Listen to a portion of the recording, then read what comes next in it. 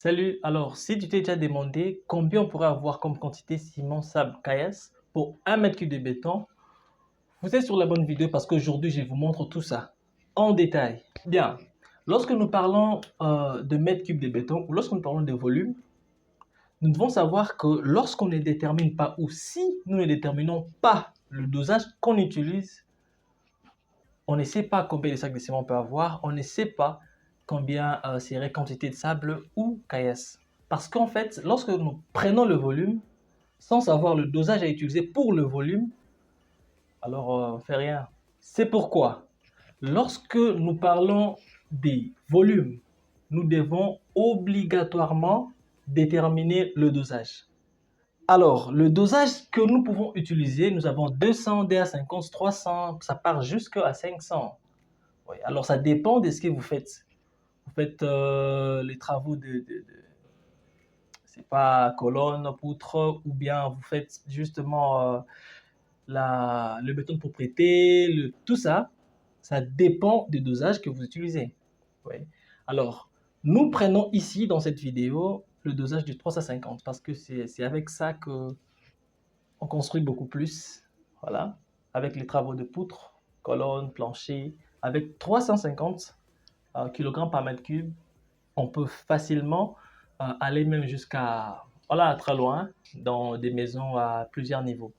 Alors, lorsque nous prenons ça, si vous comprenez bien, je vais donc dire qu'on ne peut jamais parler du nombre de sacs de ciment qu'il faut lorsque ou après avoir choisi ou tombé sur un volume quelconque, on ne peut jamais savoir le nombre de sacs de ciment, quantité de sable ou caillasse qu'il faut si on ne prend pas compte de dosage. Alors, c'est le dosage qui détermine combien de sacs de ciment, combien ou quantité de sable ou caillasse qu'on peut avoir. C'est pourquoi, dans cette vidéo, nous prenons 350 qu'on utilise très souvent pour des travaux cités, poutres, colonnes, plancher.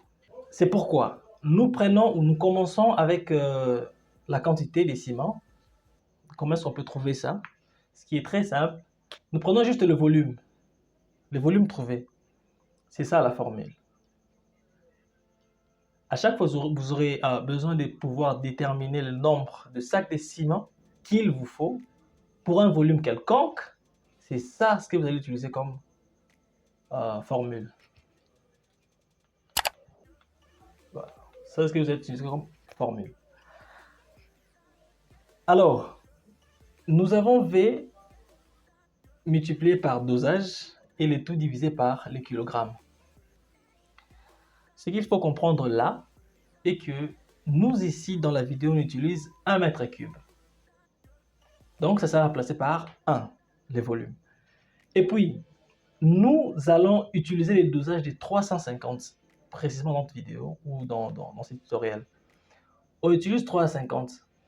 On divise cela par les kilogrammes. Les kilogrammes de quoi? C'est les kilogrammes de sacs de ciment. Alors, nous avons les sacs de ciment de 25, d'autres 35, et il y a aussi 50. Là où moi je suis, beaucoup plus, nous utilisons 50 kg. Alors, c'est pourquoi ici à l'exemple aussi, nous allons prendre 50 kg de sacs de ciment.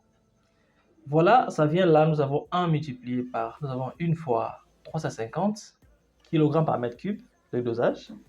On divise par 50. Et la réponse finale est là, 7 sacs. Vous voyez? Alors, une toute petite démonstration. Je vais vous dire pourquoi au début de la vidéo, je vous ai dit que sans le dosage, vous ne saurez pas combien on peut avoir des sacs de ciment dans un mètre cube. Regardez. Si je change le 350, automatiquement, le nombre de sacs va changer. Ouais. Le nombre de sacs change dès que je change le dosage. Si j'étais à 200, ça ne serait pas comme ça. Ça va encore se réduire. Alors, lorsque j'arrive à 300, 400, tout ça, ça monte. Ouais. Alors, c'est pourquoi nous devons déterminer le dosage pour savoir combien de sacs de ciment on aurait pour 1 mètre cube de béton. Notre réponse ici est de 7 sacs. Alors, je vous laisse l'exercice de pouvoir changer les dosages comme vous voulez. Vous verrez que ça va changer à chaque fois que vous changez le dosage. Nous passons maintenant avec le sable. Alors, pour trouver la quantité des sables, c'est ça ce que nous avons comme formule. Voilà. Nous utilisons le volume, on multiplie ça par 0,40 et on multiplie la réponse par 1,5. C'est ce que nous avons ici. Nous avons U multiplié par 0,40 multiplié par 1,5. N'oubliez toujours pas que notre 1 là, c'est le volume là-bas. Alors, une fois on fait ça, nous avons comme réponse 0,6 tonnes. Voilà. Comment est-ce que nous sommes arrivés directement à tonnes? En fait, nous avons le 1,5. C'est 1,5 là. Qui est la densité du sable. Ouais, densité du sable. Et pourquoi est-ce qu'on arrive à ces 1,5? Les raisons sont simples, c'est par des raisons commerciales. Ouais. Les ventes des sables, c'est fait par tonne. Ouais. Alors, il y a ceux qui les font en mètres, donc en volume. C'est bien, mais là où moi je suis, dans le pays où moi je suis, cette vente s'est fait en tonnes.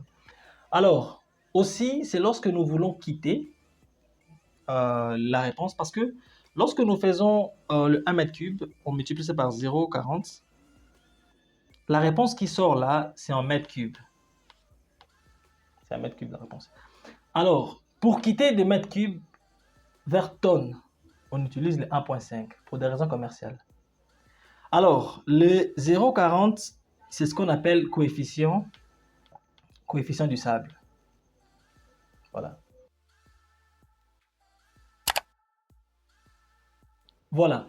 On a fini avec le sable. Maintenant, nous passons avec la quantité de caillasse. De même manière qu'on a fait avec la quantité de sable, on va procéder à cela aussi sur la quantité de caillasse.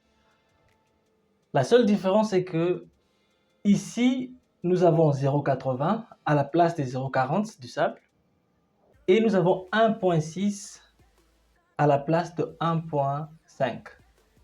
Et ça remplit les mêmes fonctions.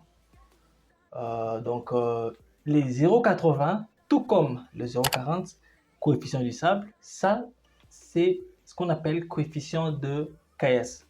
Et puis, 1,6, c'est un moyen qui nous mène vers de mètres carrés, de mètres cubes ou volume vers la tonne. Alors, ici, nous avons notre volume qui est de 1. Nous multiplions cela par 0,80. Et puis, nous allons multiplier la réponse qui nous sera en mètres cubes. Voilà, en mètres cubes. Pour aller vers la tonne, nous allons avoir besoin de 1,6 qui serait la densité de caillasse. Voilà, c'était ça. Le 1 mètre cube qu'on a commencé depuis le début nous a donc donné 7 sacs de ciment.